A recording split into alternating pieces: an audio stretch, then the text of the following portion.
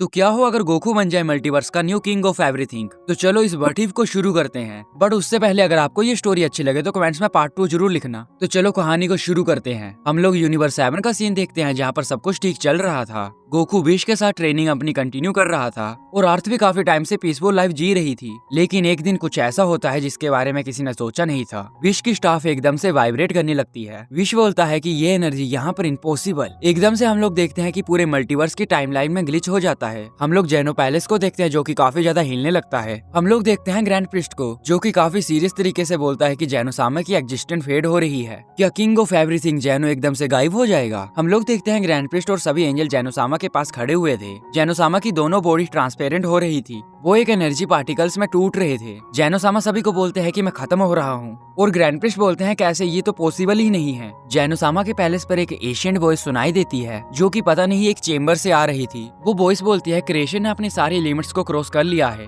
अब बैलेंस दोबारा रीसेट होगा। और ये सुनकर सब लोग शौक में थे। और तभी जेनो सामा के ऊपर एक लाइट पड़ती है और जेनो सामा पूरी तरह से बैनिश हो जाते हैं। और हम दूसरी तरफ देखते हैं जेनो सामा के मरने के बाद सारे यूनिवर्स पैनिक में थे। हम लोग देखते हैं एंजल्स और गॉड ऑफ डिस्ट्रक्शन काफी ज्यादा पैनिक में थे। वीरस बोलता है अगर जेनो सामा ही मर गए हैं तो हम सबकी एग्जिस्टेंस का क्या होगा। और फिर विश बोलता है जेनो सामा के मरने के बाद सारे मल्टीवर्स के रूल खत्म हो गए हैं जिसके कारण मल्टीवर्स अब अनस्टेबल हो गए हैं। हम लोग देखते हैं यूनिवर्स 3 कोलैप्स कर गया है। सब लोग समझ जाते हैं कि हर एक यूनिवर्स अपने अकॉर्डिंग ही कोलैप्स करने लग पड़ा है। पहले तो जेनो सामा इन्हें कोलैप्स होने से रोक लेते थे पर अब जेनो सामा ही नहीं रहे तो इन यूनिवर्सिस को कोलैप्स करने से कौन रोकेगा। और हम दूसरी तरफ गोकू को देखते हैं जो कि ट्रेनिंग करते करते बीच में ही गिर जाता है। उसके दिमाग में एक वाइट फ्लैश होता है। वो देखता है एक वाइट थ्रोन जिसपे कोई शैडो बैठी है। उसको एक वॉइस सुनाई दे रही थी, तुम्हें बुलाया गया है प्रोटेक्टर ऑफ बैलेंस की तरफ से।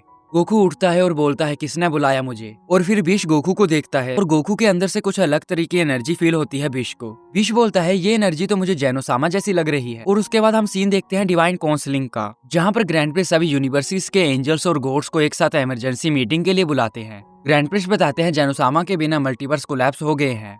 उन्हें कोई एक आइडेंटिटी चाहिए जो उस थ्रोन को संभाले। सारे गॉड्स एग्री करते हैं, कोई वीरस का नाम लेता है, कोई ग्रैंड प्रिस्ट का। बट फिर से वहीं पर वही वाइट फ्लैश रोशनी आती है जिसमें इस बार कोई बैनिश तो नहीं होता पर वहाँ पर गोकू टेलीपोर्ट हो जाता है। गोकू को देखकर वीरस बोलता है तुम क्या कर रही हो यहाँ पर इडियट। और फिर ग्रैंड प्रिस्ट सभी को चुप करवाते हैं और ग्रैंड प्रिस्ट भी समझ जाते हैं कि गोकू को यहाँ पर खुद मल्टीवर्स ने बुलाया है। और ये सुनकर सभी गॉड्स हैरान थे। वो अपने में ही बात कर रहे थे, मल्टीवर्स ने बुलाया, क्या बोल रहे हैं ग्रैंड प्रिस्ट। और हम दूसरी तरफ सीन देखते हैं trial of Cosmos. Grand priest decide करते हैं एक टेस्ट के बारे में, द ट्रायल ऑफ कॉस्मोस। जो भी इस टेस्ट को पास करेगा वो बनेगा प्रोटेक्टर ऑफ ऑल एग्जिस्टेंस। ना सिर्फ गॉड्स हिस्सा लेंगे बल्कि कुछ अननोन आइडेंटिटी भी हिस्सा लेंगी इसमें जो कि जेनो सामा के टाइम से ही एग्जिस्ट करती हैं, जिनको कि ग्रैंड प्रिस्ट के अलावा और कोई नहीं जानता था। विश धीरे से वीरस को बताता है ये कोई नॉर्मल टेस्ट नहीं होगा, यहाँ पर हर एक चैलेंजर को अपनी रियलिटी तोड़नी पड़ेगी। सबके सामने एक डार्क पोर्टल ओपन होता है और उस पोर्टल से निकलता है द बोट नाइट। वो बंदा आकर बोलता है मैं उसी से लड़ना चाहूंगा जिसे की डेस्टिनी ने खुद चुना है। और उसके बाद हम गोकू को देखते हैं जो की स्माइल करता है और बोलता है चलो देखते हैं। और उसके बाद सीन शिफ्ट होता है इनके फर्स्ट क्लैश पर। गोकू अपनी यूआई में जाता है और उसके बाद नाइट पर अटैक कर देता है। बट नाइट उसके अटैक को पहले ही प्रिडिक्ट कर ले रहा था और फिर मैं मौका देखकर एक पंच मारता है गोकू को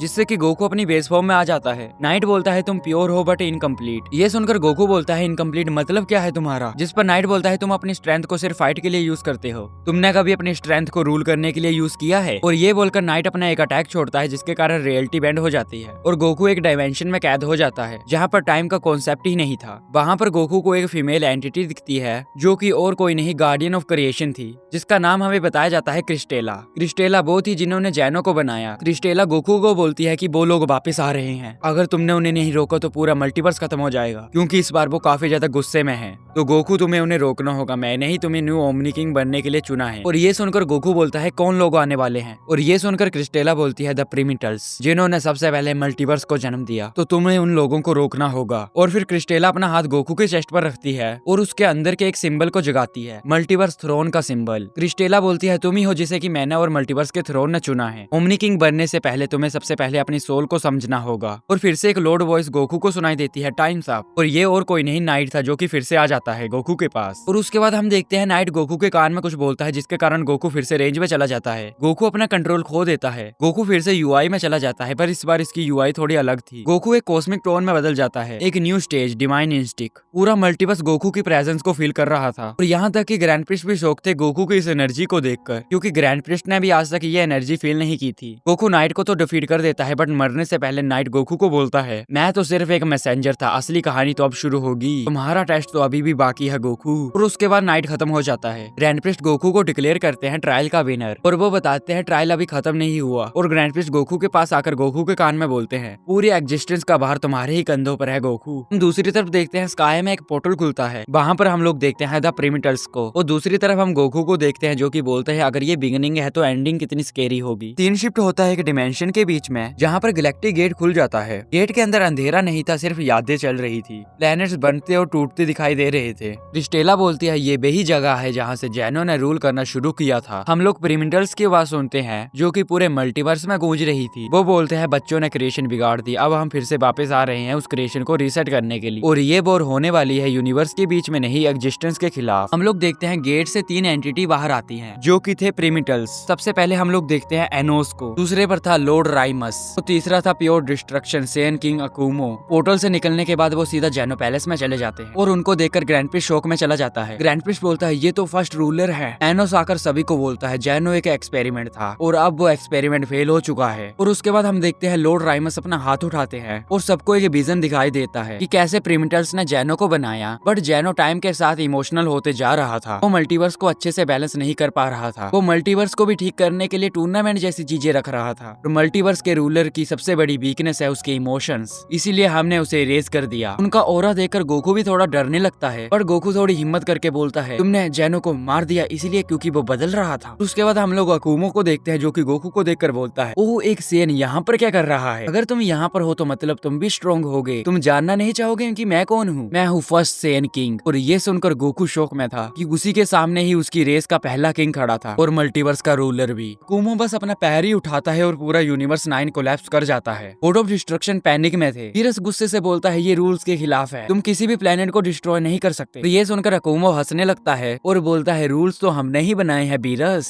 और तुम्हारी इतनी औकात की हमारे सामने ही मुंह खोलो। और उसके बाद हम सीन देखते हैं गोकू बस से एनोस का। मैं गोकू अपनी डिवाइन इंस्टिंक्ट में चला जाता है और एनोस पर अटैक कर देता है, और एनोस टेलीकिनेसिस के द्वारा गोकू के पंच को मिड एयर में ही रोक देता है। एनोस गोकू को बोलता है तुम फाइट के लिए बने हो पर रूल करने के लिए नहीं। उसके बाद एक पंच मारता है गोकू को, जिससे गोकू सीधा मल्टीवर्स डिमेंशन को क्रॉस करते हुए गिरता है। एक बात बतानी है आप लोगों को, गोकू नॉकडाउन हो चुका है एक ही पंच में, मतलब गोकू बस से एनोस का मैच हो चुका है खत्म। दूसरी तरफ हम एंजल्स की बातचीत सुनते हैं। यहाँ पर एंजल्स के भी डिबेट शुरू हो चुकी थी। कुछ एंजल्स बोलते हैं प्रिमिटल सही है, बैलेंस टूट कर नया बनना चाहिए, बट विश सामने से आकर गोकू की साइड लेता है। विश बोलता है अगर चेंज होना होता तो थ्रोन कभी भी एवोल्यूशन के लिए किसी को नहीं चुनता। और उसके बाद हम ग्रैंड प्रिस्ट को देखते हैं जो कि काफी ज्यादा साइलेंट थे। उनकी चुप्पी काफी ज्यादा डेंजरस लग रही थी, क्या वो कुछ बड़ा करने वाले थे। और उसके बाद हम सीन देखते हैं राइमस गोकू पर अटैक करता है, बट उस अटैक को क्रिस्टेला अपने ऊपर ले लेती है, जिससे क्रिस्टेला की बॉडी पूरी तरह से टूट जाती है। मरने से पहले क्रिस्टेला गोकू को बताती है अगर तुम्हें इन्हें हराना है तो तुम्हें किंग बनना ही होगा, और ये बोलते ही क्रिस्टेला वैनिश हो जाती है। और उसके बाद सीन शिफ्ट होता है ग्रैंड प्रिस्ट पर। फाइनली ग्रैंड प्रिस्ट बोलता है प्रिमिटल्स को रोकने के लिए एक ही तरीका है, न्यू थ्रोन। ग्रैंड प्रिस्ट की ये बात सुनकर सब शौक में थे। बीरस ग्रैंड प्रिस्ट को बोलता है कि आप पहले से ही जानते थे इन्हें कैसे रोक सकते हैं, जिस पर ग्रैंड प्रिस्ट बोलते हैं हाँ, बट मैं एक रूलर नहीं गार्डियन हूँ, तो गार्डियन का काम एंड मौके पर सलाह देना होता है, और अब गोकू एक सब्स्टिट्यूट नहीं रहा, अब हमें उसे चूज करना ही होगा, नहीं तो मल्टीवर्स खत्म हो जाएगा इन गोड्स के हाथों। गोकू क्रिस्टेला की मौत के ऊपर काफी ज्यादा गुस्सा था, और गोकू अकेला ही उस ब्रोकन डिमेंशन में खड़ा था जहाँ पर एनोस ने उसे फेंका था। गोकू एक विजन देखता है जहाँ पर उसे गोहान, चीची और सारे नॉर्मल लाइफ जीते हुए दिख रहे थे। गोकू अपने आप से बात करता है कि मैं सिर्फ लड़ना जानता हूँ, और अगर मैं ऊपर चला भी गया तो मैं उन लोगों का क्या ही बिगाड़ पाऊंगा जिसके एक पंच से ही मैं नॉकडाउन हो गया। और उसी मोमेंट से गोकू की डिवाइन इंस्टिंक्ट अनस्टेबल होने लगती है। और दूसरी तरफ हम सीन देखते हैं अकुमो बसे गॉड ऑफ डिस्ट्रक्शंस का। कुमो अकेला ही सभी गॉड ऑफ डिस्ट्रक्शन को ओवरपावर कर रहा था। वीरस अपनी फुल पावर में आने के बाद भी काफी ज्यादा इंजर्ड हो चुका था अकुमो के हाथ। और वीरस गोकू की सेंस कर लेता है और वे अकुमो को बोलता है लगता है तुझसे भी ज्यादा स्ट्रॉन्ग चीज आ रही है। उसके बाद वो जोर से गोकू का नाम लेता है, और उसके बाद हम देखते हैं गोकू फिर से बैटलफील्ड में आ चुका था। गोकू क्लियर करते हुए बोलता है मैं थ्रोन नहीं चाहता, अगर मैं नहीं खड़ा हुआ तो कोई भी सेफ नहीं बचेगा। और हम फ्लैशबैक में देखते हैं जब क्रिस्टेला मर रही थी तो वो गोकू को एक क्रिएशन सीड देती है जो कि थ्रोन के पास जाकर ही एक्टिवेट होता है। और अभी हम प्रेजेंट में देखते हैं गोकू उसी सीड को एक्टिवेट कर देता है, और एक्टिवेट करने के बाद एक न्यू मार्क उसके हाथों में बनता है, और पूरा मल्टीवर्स जो कि कोलैब हो चुका था वो फिर से रिस्टोर होने लगता है। एनोस पहली बार अपने चेहरे पर एक्सप्रेशन देता है, वो बोलता है इम्पॉसिबल, इसके पास ये चीज कहाँ से आई। और राइमस स्माइल करता है और बोलता है अच्छा तुमने चूज कर लिया है। लास्ट में हम नरेटर की वॉइस सुनते हैं जो कि बोलता है ये पावर का टेस्ट नहीं था, ये गोकू की इंसानियत का टेस्ट बन चुका रहा था। तो चलो मिलते हैं नेक्स्ट पार्ट में, जिसका टाइटल होने वाला है द ट्रायल ऑफ फेयर। तो इस सीरीज पर अगर अच्छा रिस्पॉन्स आया तो मैं सीरीज को कंटिन्यू रखूंगा अच्छे पार्ट्स के साथ। नेक्स्ट पार्ट मिस ना हो तो सब्सक्राइब कर लेना। अपने प्यारे से कमेंट्स में बताना मैं सीरीज में क्या क्या इंप्रूव कर सकता हूँ और किन किन कैरेक्टर्स को ऐड कर सकता हूँ। कमेंट्स में बताओ। अपनी हाजिरी लगा देना किस किस ने यहाँ तक वीडियो देखी, #डिवाइन बोलकर।